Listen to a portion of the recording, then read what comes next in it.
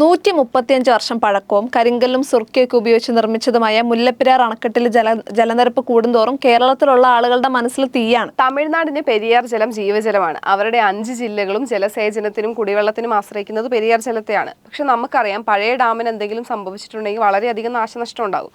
തമിഴ്നാടിന് വെള്ളവും കേരളത്തിന് സംരക്ഷണവും, അതാണല്ലോ നമ്മുടെ മുദ്രാവാക്യം. അവർക്ക് വെള്ളവും നമുക്ക് സംരക്ഷണം ഉറപ്പുവരുത്താൻ വേണ്ടിയിട്ട് കേരള സർക്കാരും മറ്റു ചില വിദഗ്ധരും നിർദ്ദേശിക്കുന്നത് പഴയ ഡാമിൻ്റെ ഒരു കിലോമീറ്റർ താഴെയായിട്ട് ഒരു പുതിയ ഡാം നിർമ്മിക്കുക എന്നുള്ളതാണ്.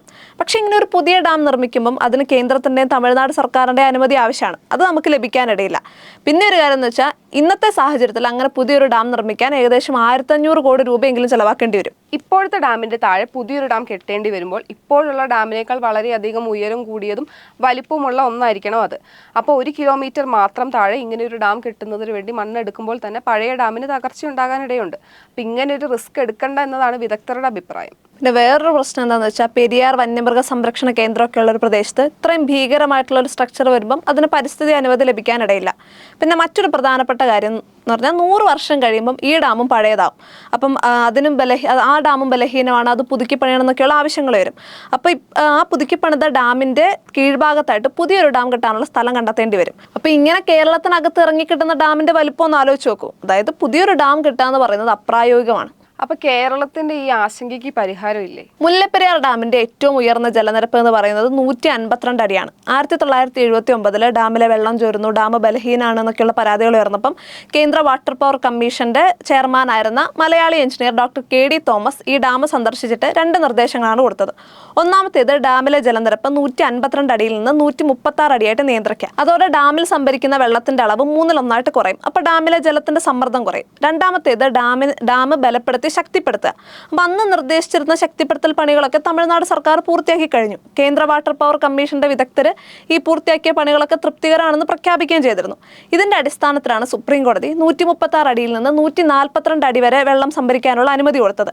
പക്ഷേ ഈ കഴിഞ്ഞ ദിവസം 136 അടിക്ക് മേലെ വെള്ളം പോയപ്പോൾ തമിഴ്നാട് സ്പിൽവേ തുറന്ന് പെരിയാറിലേക്ക് വെള്ളം ഒഴുക്കി വിട്ട് 136 അടിയിൽ താഴെയായിട്ട് നിയന്ത്രിച്ചു നിർത്തി. 1979 മുതൽ 2015 വരെ 35 വർഷത്തോളം മുല്ലപ്പെരിയാർ ഡാമിന്റെ ജലനിരപ്പ് 136 അടിയിൽ ഉയരാതെ നിയന്ത്രിച്ചു നിർത്തിയിരുന്നല്ലോ. അപ്പൊ ഈ സമയത്ത് തമിഴ്നാടിന് എന്തെങ്കിലും നാശനഷ്ടം ഉണ്ടായിരുന്നോ? 1979 പെരിയാറിലെ ജലം ഉപയോഗിച്ച് തമിഴ്നാട് 1,70,000 ഏക്കർ സ്ഥലത്താണ് കൃഷി ചെയ്തത്. 2015 ആയപ്പോഴേക്കും ആ കൃഷി ചെയ്യുന്ന സ്ഥലത്തിന്റെ വിസ്തീർണം 2,20,000 ഏക്കറായിട്ട് വർദ്ധിച്ചു. അപ്പൊ ചുരുക്കി പറഞ്ഞിട്ടുണ്ടെങ്കിൽ ഈ 35 വർഷം 136 അടി ജലനിരപ്പ് നിയന്ത്രിച്ചതുകൊണ്ട് തമിഴ്നാടിന് വലിയ നാശനഷ്ടമൊന്നും ഉണ്ടായിട്ടില്ല. ഇല്ല, മുല്ലപ്പെരിയാറിൽ എത്തിച്ചേർന്ന വെള്ളം മുഴുവൻ കിഴക്കോട്ട് ഒഴുക്കിക്കൊണ്ടുപോകാൻ അവർക്ക് പറ്റുകയും ചെയ്തു. പിന്നെ ഈ ജലം ഉപയോഗിച്ച് കൃഷി ചെയ്ത കൃഷിസ്ഥലത്തിന്റെ വിസ്തീർണവും വർദ്ധിച്ചു. വെള്ളം 136 അടിക്ക് മേലെ എത്താതെ നിയന്ത്രിച്ചതുകൊണ്ട് കേരളത്തിൽ ആർക്കും പരാതിയില്ല. അപ്പോൾ ഒരു സാധാരണ സാഹചര്യത്തിൽ വെള്ളം 136 അടിക്ക് മേലെ എത്താതെ നിയന്ത്രിച്ചാൽ കേരളത്തിലും ആർക്കും പ്രശ്നമില്ല, തമിഴ്നാട്ടിലും ആർക്കും പ്രശ്നമില്ല. പക്ഷെ ഒരു ഭൂകമ്പം ഉണ്ടായാൽ 136 അടി ജലനിരപ്പ് ഉള്ളപ്പോൾ പോലും ഡാമിന്റെ മുഴുവൻ കൊള്ളളവിന്റെ 2/3 ഭാഗം ജലം സംഭരിക്കപ്പെടും. അപ്പോൾ വലിയ നാശനഷ്ടം ഉണ്ടാകില്ലേ? ഇങ്ങനെ ഒരു സാഹചര്യത്തിലാണ് ഡാമിന്റെ ജലനിരപ്പ് 50 അടിയായിട്ട് കുറയ്ക്കണം എന്നൊരു നിർദ്ദേശം വന്നത്. 50 അടിക്ക് മേലെയുള്ള വെള്ളം മുഴുവൻ ഒരു തുരങ്കം വഴി തമിഴ്നാട്ടിലേക്ക് കൊണ്ടുപോകാമെന്നും അപ്പോൾ ഈ ഡാമിലുള്ള ജലത്തിന്റെ സിംഹഭാഗവും തമിഴ്നാടിന് എടുക്കാമെന്നും 50 അടിയായിട്ട് നിയന്ത്രിച്ചിരിക്കുന്നതുകൊണ്ട് തന്നെ ഒരു ഭൂകമ്പം ഉണ്ടായി ഡാം തന്നെ തകർന്നാലും നഷ്ടമൊന്നും ഉണ്ടാകില്ല എന്നൊരു അഭിപ്രായം വന്നത്. ഈ ശ്രീധരൻ ഉൾപ്പെടെയുള്ള വിദഗ്ധർ ഈ നിർദ്ദേശത്തെ പിന്തുണയ്ക്കുകയും ചെയ്തു. ഇപ്പോൾ ഡാമിൽ 106 അടിയിൽ ഒരു തുരങ്കമുണ്ട്. ആ തുരങ്കം വഴി തമിഴ്നാട് ജലം കൊണ്ടുപോകുന്നുണ്ട്. അങ്ങനെയാണെങ്കിൽ ഈ 106 അടിയായി ജലനിരപ്പ് കുറയ്ക്കാൻ സാധിക്കില്ലേ?